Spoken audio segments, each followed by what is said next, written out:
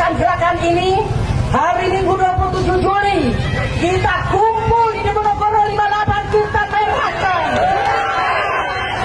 Kita bikin kuda turi jilid 2. Setuju? Hanya di Indonesia ketika ada koruptor dibelain mati-matian sampai mau bikinkan demo dan kerusuhan hanya demi belain koruptor tuh ya. Lihat itu. Ajaibnya, what wonderful Indonesia. Nih ya, Indonesia gelap. Ya Indonesia gelap kalau mukanya kayak lu semua. Koruptor yang udah nyata-nyata bersalah, yang nyata-nyata sudah divonis untuk dipidana karena udah terbukti melakukan kejahatan-kejahatannya itu. Ini masih dibelain. Katanya ini bukan hanya melecehkan Hasto, tapi melecehkan PDIP. Nah, orang ini sepertinya agak lain memang ya. Dia tahu kalau menjadi target. Ini kita kan tahu sih benar ini kan disasar PDI Perjuangannya.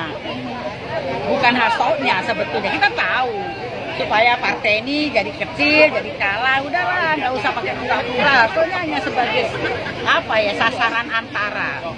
Mungkin juga sebenarnya ketua umum kita yang mau ditembak itu istilahnya. Jadi kalau misalkan ya si pemilik yang asli itu yang namanya tidak tercantum di BPKB itu adalah seorang koruptor, diperiksa nih sama BPK.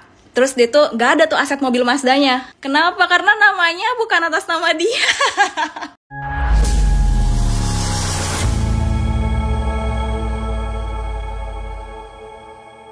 Assalamualaikum warahmatullahi wabarakatuh, saudara-saudaraku sebangsa dan setanah air. Dimanapun kalian berada, semoga kalian selalu dalam kondisi sehat walafiat. Berjumpa lagi dengan saya di Gaspol Update. Kami bukanlah buzzer pihak manapun, kami hanya menyajikan keputusan ada di tangan Anda. Teman-teman, ini ada video yang menurut saya cukup menarik ya, yakni tentang orasi berapi-api yang disampaikan oleh salah satu kader partai terbesar di Indonesia saat pembacaan vonis ya sang sekjen Moncong Kura-Kura ya kan. Ya, akhirnya orasi berapi-api tersebut direspon oleh banyak netizen. Bukan didukung gitu ya, malah dihajar habis-habisan karena dianggap provokatif ya kan. Netizen pun ya gak tinggal diam lah. Iya mantap. Jadi saya sangat mengapresiasi netizen yang tidak tinggal diam ngelihat tingkah laku, tingkah pola ya kan para politisi-politisi elit di negeri ini yang memang ya kan itu agak lain gitu. Ya coba bayangin ya gimana netizen tidak geram ya. Ini partai emang agak lain menurut saya ya. Sudah jelas-jelas koruptor terbukti ya kan. Untung aja perintangan penyidikan ya kan yang diduga sebelumnya dituduhkan kepada Sekjen Moncong Kura-Kura tidak terbukti. Coba kalau terbukti ya kan melakukan penyuapan, melakukan perintangan, apa nggak tambah lama nanti itu si Sekjen Moncong Kura-Kura itu mendapat vonis penjara ya kan. Udah jelas-jelas terbukti melakukan upaya penyuapan gitu ya, malah dibela mati-matian. Aduh, bahkan sampai mengancam ya akan melakukan kerusuhan katanya. Benarkah demikian? Nah, bagaimanakah videonya dan bagaimanakah respon netizen? Mari kita tonton bersama. Kemudian mari kita komentari bersama di bagian akhir video. Ini dia. Ini cambuk buat kita untuk bersatu dan melawan. Ternyata reformasi belum selesai. Kita akan teruskan gerakan ini. Hari Minggu 27 Juli kita kumpul di Diponegoro 58, kita merahkan. Kita bikin kuda turi jilid 2. Setuju? Bukan persoalan Hasto, tapi ini sudah pelecehan terhadap partai kita. PDI Perjuangan dilecehkan oleh hukum. PDI Perjuangan sudah dikancani oleh hukum. Hakim mengatakan tidak tebang pilih. Bohong. Mana jaksa? Mana jaksa? Masih ajak duel di sini, nggak ada jaksa. Mana jaksa? Yang bisa nangkep jaksa mana? Diajak duel. Makanya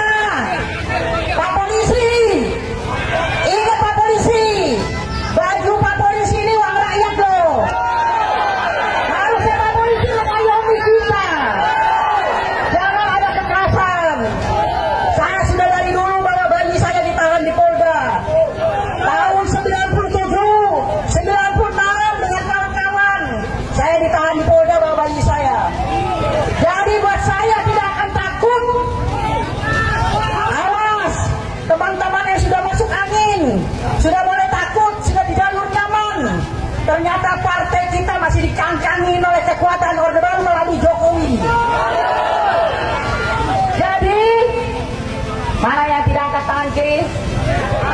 Berarti kalian sudah masuk angin. Belakang, belakang, belakang. Angkat tangan kiri. Lawan, lawan, lawan.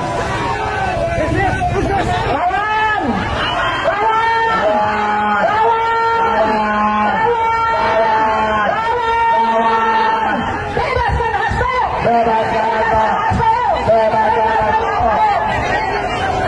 Semangat teman-teman. Ya, saya hanya ingin membacakan teks yang ditulis oleh netizen di badan video yang barusan kita saksikan ya. Inilah provokator pembela koruptor. Benarkah demikian? Teman-teman yang berhak menjawab, ya kan? Akan ada kuda tuli jilid 2. Sebentar. Kok begini sih gitu loh. Maksudnya gimana gitu loh. Kok saya nggak ngerti sih. Emang pemerintah saat ini sedang memusuhi kalian kan? Enggak, kalian sendirilah ya kan, yang tingkah lakunya itu menyebabkan pemerintah itu harus ya kan melakukan tindakan-tindakan yang bisa menertibkan kalian gitu loh. Ya. 2029 kita sate banteng. Nah, ya kan, ini banteng loh ya. Iya, bukan partai tertentu loh ya. Kader Kebo serukan kuda tuli jilid 11. Jilid 11 apa jilid 2 ini? Usai hakim jatuhkan vonis sekjen partai tersebut. Wah. Seingat saya kuda tuli itu justru adalah serangan yang dilakukan oleh pihak pemerintah. Ya kan? Jadi pada saat itu tahun 96 itu partai tersebut adalah sebagai ibaratnya itu defense pihak yang mempertahankan diri pihak yang diserang. Lah sekarang kok ibaratnya itu menyerukan kuda tuli jilid 2. Lah, gimana ceritanya? Logikanya gimana? Gak ngerti saya, jujur gak ngerti saya, ya. Lanjut. Hanya di Indonesia ketika ada koruptor dibelain mati-matian sampai mau bikinkan demo dan kerusuhan hanya demi belain koruptor tuh ya. Lihat ajaibnya, what wonderful Indonesia. Nih ya, Indonesia gelap. Iya, Indonesia gelap kalau mukanya kayak lu semua. Koruptor yang udah nyata-nyata bersalah, yang nyata-nyata sudah divonis untuk dipidana karena udah terbukti melakukan kejahatan-kejahatannya itu. Ini masih dibelain, mau dibikinkan demo gitu ya. Kalau ini dan munculnya lagi nih ya, munculnya ide seperti ini adalah daripada orang yang sebenarnya harusnya memahami bagaimana sistem hukum yang ada. Kalau memang punya bukti, kasihkan kepada kuasa hukumnya si Sekjen Hoho untuk melakukan banding di pengadilan tinggi nanti. Bukan dengan bikin kerusuhan. Bahkan nih kalau mau bilang ya, sebenarnya gue bingung nih antara satu kubu partai merah ini di mana Sekjen Hoho bernaung, ini sebenarnya ada dua respon gitu ya. Satu daripada ketua DPP yang kita tahu kemarin dia adalah seorang capres yang beruban gitu kan ya. Dia mengatakan bahwa cukup fair kok daripada hasil yang divonis oleh si hakim ini. Dan satunya ini malah pengen bikin demo dan ini adalah suatu hal yang mind blowing buat gue. Ajaib gitu loh. Apakah ini perpecahan dalam kubu mereka berdua atau gue gak ngerti. Tapi gini ya, yang pingin gue sampaikan gitu. Gue pernah mendengar bahwa ada ketum partai yang mengatakan bahwa kalau sekjen ini sampai dipanggil oleh KPK ataukah mendapatkan proses hukum gitu, dia akan datang ke KPK. Kalau Hasto itu ditangkap, saya datang. Ya, saya nggak bohong. Kenapa? Saya ketua umum, bertanggung jawab kepada warga saya. Dia adalah sekjen saya. Terus nongol nggak? Sampai sekarang dijenguk nggak tuh? Udah dijenguk belum? Omon. Kerjanya omon saja. Ini dah intinya. Kalau koruptor dibela, terus negara ini nggak maju-maju, masih juga salahin orang yang dukung pemerintah untuk berantas koruptor. Gelap, muka lu gelap. Video ini gue dedikasikan khusus untuk para penyembah koruptor. Nih dengerin ya para penyembahnya Tom Lembong ya. Dengerin di Rumukno. Banyak banget asumsi yang ada di luar sana bahwa Tom Lembong itu dikriminalisasi, dipolitisasi, mendapatkan ketidakadilan karena dia dekat dengan Anies Baswedan, karena dia adalah pendukung daripada Anies Baswedan, karena dia adalah orang yang berseberangan dengan seorang Joko Widodo. Tapi hal ini didapatkan daripada sebuah kalimat yang diucapkan Tom Lembong sendiri, di mana Tom Lembong setelah persidangan, setelah pembacaan putusan sidang itu mengatakan, saya terbukti tidak punya mens rea. Saya akhirnya mencari apakah benar si hakim itu ngomong seperti itu. Kenapa orang yang katanya nggak punya mens rea, lantas itu diberikan hukuman pidana. Sedangkan kalau dalam kasus pidana, itu harus ada actus reus dan mens rea-nya. Akhirnya setelah mencari tahu, saya lihat dari video-video persidangan, nggak ada tuh memang hakim ngomong masalah itu. Cuman lebih valid lagi, saya dapat satu data, yang adalah sebuah putusan sidang sebanyak 1561 halaman, di mana itu bisa membuktikan bahwa hakim merasa Tom Lembong itu punya mens rea. Nih ya, tuh ya, hasil putusan sidang nomor sekian tuh, ini tentang vonis yang dijatuhkan kepada Thomas Trikasih Lembong. Di halaman 1422 itu dinyatakan bahwa hakim menolak pledoi yang diberikan oleh kuasa hukum sebagai pembelanya Tom Lembong, yang dimana sebenarnya dalam isian di halaman-halaman sebelumnya mengatakan bahwa si Tom Lembong ini nggak punya niat jahat, si Tom Lembong ini nggak punya mens rea, dan segala macam. Ditolak sama hakim. Tuh, ini tuh menimbang bla bla bla bla, baca sendiri. Udah gue taruh di situ.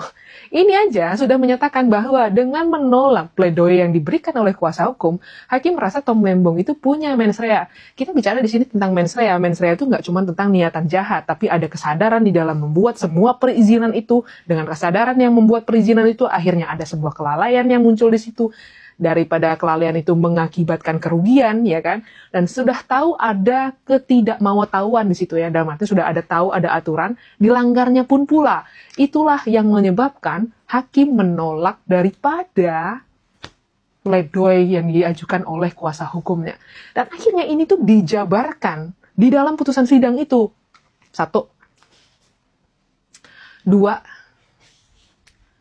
3, 4, dan 5. Ini kalau memang biar puas membaca tuh di pause saja ya. Diberhentiin dulu, di stop dulu.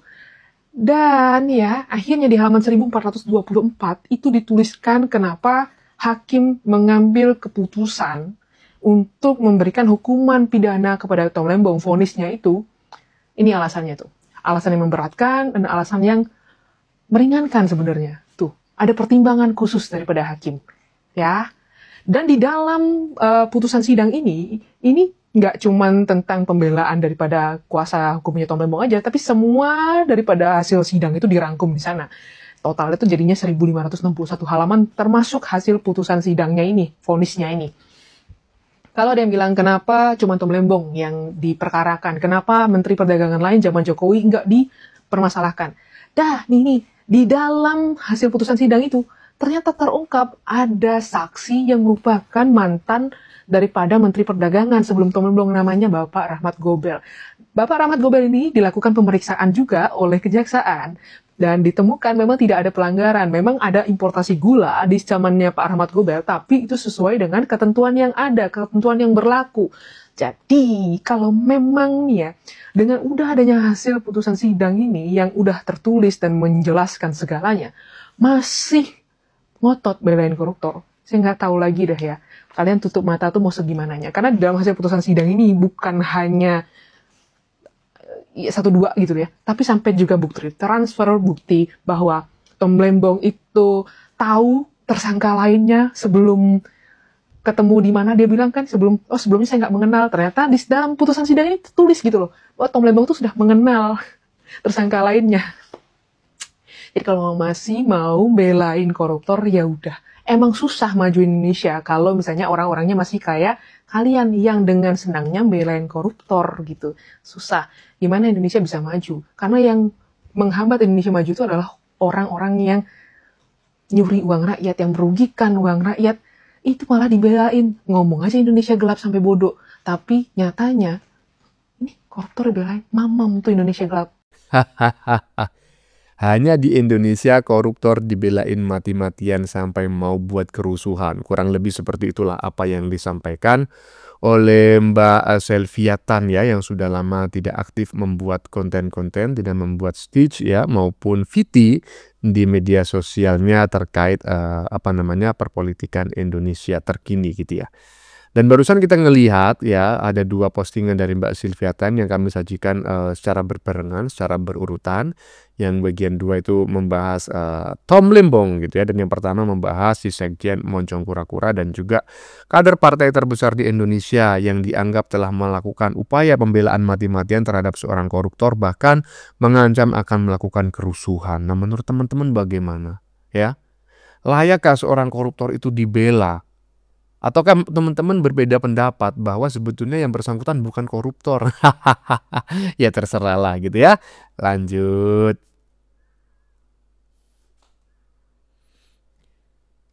PDIP akan merahkan Diponegoro 58 pada 27 Juli nanti. Wah, PDI ngamuk karena ditetapkannya Hasto hukumannya 3,5 tahun penjara. Katanya ini bukan hanya melecehkan Hasto, tapi melecehkan PDIP. Nah, orang ini sepertinya agak lain memang ya. Hasto itu kan sudah terbukti bersalah menghalangi penyidikan dan kasus suap kok masih dibela. Ya inilah partai PDIP. Iya teman-teman ya, ini sulit dinalar oleh orang-orang awam seperti saya, oleh orang-orang yang mungkin tidak terlalu terdidik ya kan. Kok bisa ketika seseorang itu terbukti melakukan penyuapan kemudian dihukum ya dengan vonis tertentu oleh pengadilan, kemudian dinarasikan, dibuatlah framing bahwa itu adalah bentuk penghinaan terhadap sebuah partai tertentu, sebuah organisasi tertentu. Coba gimana pola berpikirnya? Bukankah ya kan pemframingan seperti itu justru blunder gitu loh. Karena nanti masyarakat itu justru akan menganggap, oh kalau begitu, ketika Anda menganggap bahwa Sekjen Moncong Kura-Kura itu benar, melakukan penyuapan itu benar, melakukan tindak pidana korupsi itu benar, berarti partai Anda ini adalah partai koruptor. Kan seperti itu. Nah seharusnya sebagai orang yang waras, kan pemframingannya itu harus gimana caranya membuat masyarakat itu muncul rasa simpati dan empati kepada partai kalian, gitu kan.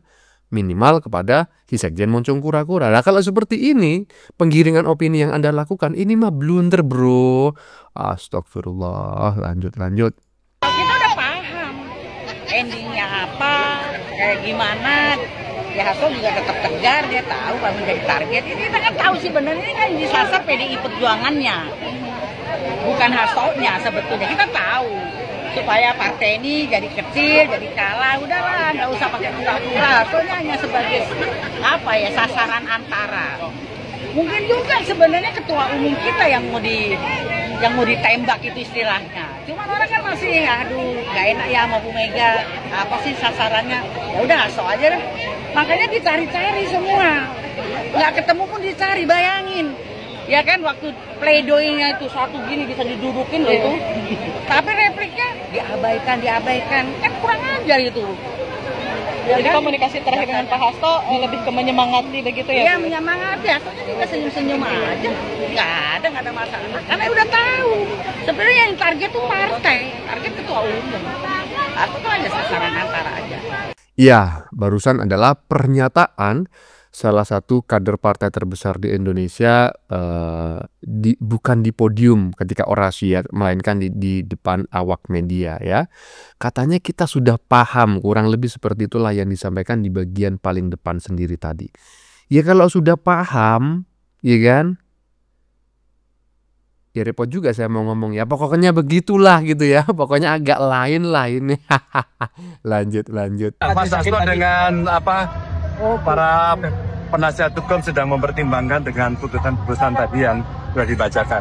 Apakah kita akan merespon untuk melakukan upaya tidak dulu, terus biar tenang dulu, mengendap dulu, kita hormati semuanya.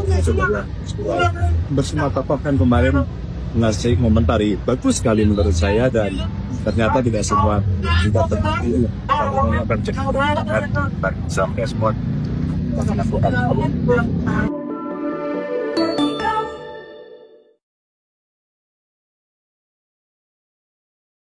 Iya. Ya, seperti itulah ya pernyataan dari saudara kita yang menjadi apa namanya ya, juru kunci ya, underdog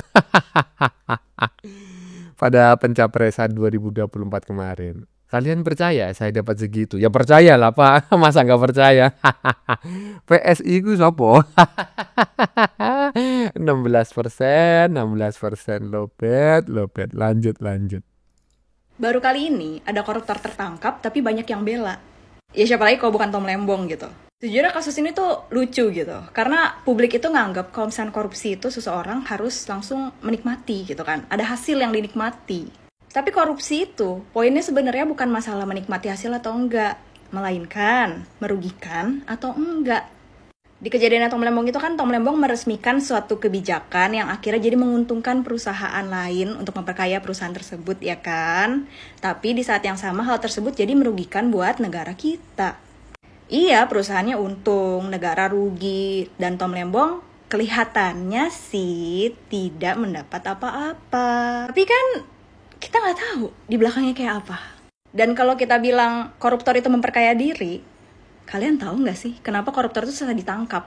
Biarpun mereka katanya banyak memperkaya diri, harusnya kelihatan dong jadi tambah kaya, tambah banyak asetnya. Ya kalau langsung kelihatan kayak gitu, ya semua koruptor langsung tertangkap, gampang ditangkapnya.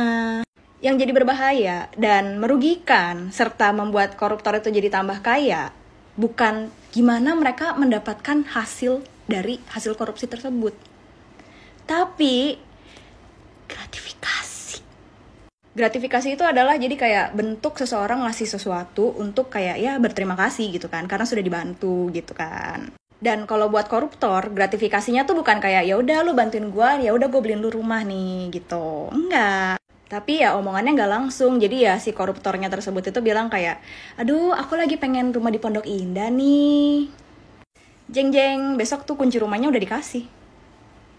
Loh, kalau kayak gitu langsung ketahuan dong kak. Ya kagak, karena atas nama siapa dulu. Jadi ya cara koruptor itu untuk menerima gratifikasinya ya bukan pakai nama dia lah, pakai nama orang lain. Entah minjem nama ya kenalannya, tetangganya, pembantunya, supirnya, atau ya mungkin orang di kampung mana yang ya dia cuma kayak titip aja gitu, ntar gue kasih lu duit gitu. Dan karena itu UU perampasan aset kalaupun diresmikan jadinya tetap sebenarnya kurang efektif. Soalnya ya kan asetnya aja atas namanya bukan atas nama si koruptor tersebut gitu. Biarpun ya kalau misalkan mau diresmikan ya aku juga tetap mendukung sih, karena ya minimal sebagian dikembalikan lah ya ke negara. Karena ya koruptor itu kan pada minterin sistem itu sendiri. Biar nggak kelihatan korupsinya, nggak kelihatan dia memperkaya dirinya, dapat gratifikasinya. Ya aset-aset dia yang besar-besar yang dikasih dari orang-orang yang diuntungkan dengan korupsinya dia itu nggak pakai nama dia. Ini contoh ya, kejadian nyata yang terjadi di hidupku. Jadi waktu itu suamiku pengen ganti mobil, terus dia beli Mazda second. Mazda ini tangan pertama. Kalian ngerti kan, kalau tangan pertama itu berarti dari sejak beli itu adalah nama pemiliknya yang ada di BPKB itu ya, masih namanya yang itu. Terus suamiku itu iseng join ke klub Mazda lah. Nah di klubnya, nama orang yang punya mobil atas plat tersebut beda namanya sama yang di BPKB itu. Jadi kalau misalkan ya si pemilik yang asli itu yang namanya tidak tercantum di BPKB itu adalah seorang koruptor, diperiksa nih sama BPK, terus dia tuh gak ada tuh aset mobil Mazdanya. Kenapa? Karena namanya bukan atas nama dia. Jadi ya kalau misalkan dibilang katanya Tom Lembong tidak menikmati hasil korupsi, memang atas nama dia dan atas nama keluarganya dia mungkin tidak ada. Tapi yang atas nama dititipkan kepada orang lain, bagaimana? Jangan terlalu polos guys melihat satu kasus korupsi. Cuman gara-gara katanya dia tidak menikmati hasil, bukan artinya dia bukan koruptor. Ya dibilang tidak menikmati hasil karena ya memang tidak tercatat di nama dia doang. Tapi yang di luar itu, kita nggak pernah tahu. Tapi satu yang pasti dari kasusnya Tom Lembong, dia sudah merugikan negara kita. Dan karena itulah, dia pantas untuk dihukum. Menurut kalian gimana?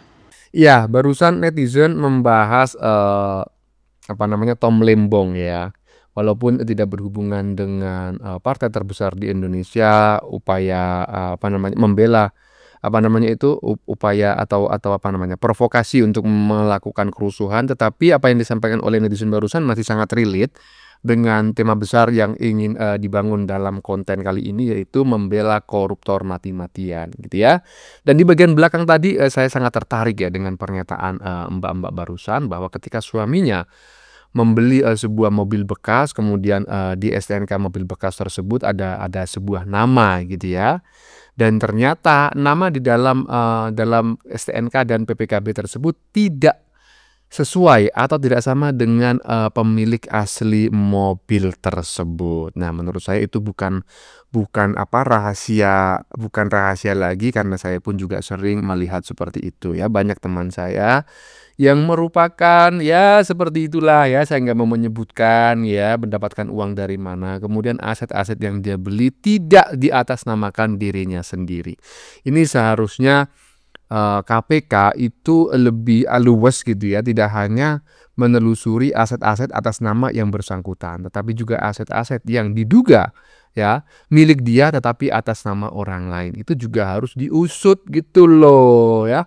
Bagaimana menurut kalian? Keputusan ada di tangan Anda, silakan tulis di kolom komentar, baik Anda yang setuju maupun yang tidak setuju dengan isi konten ini. Sebelumnya saya memohon maaf ya jika dalam penyajian konten ini ada kata-kata yang menyinggung, kurang tepat penggunaannya, atau ada data yang dianggap keliru atau salah. Saya memohon maaf yang sebesar-besarnya. Kita jumpa lagi di lain video. Salam NKRI.